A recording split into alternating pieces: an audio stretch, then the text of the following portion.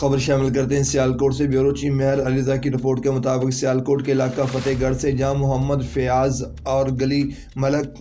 محمود المعروف ملک ننی والی کا درینہ مسئلہ حل کروانے کا عزم کر لیا گیا۔ تفصیلات کے مطابق علاقہ فتح گڑھ میں عرصہ دراز سے گلیاں ٹوٹ پھوٹ کا شکار تھی اور سیوریج کی بد انتظامی کا مسئلہ درپیش تھا، جس سے علاقہ مکینوں کی درخواست پر مسلم لیگ نون کے نڈر اور بیواق کو ورکر ڈپٹی میئر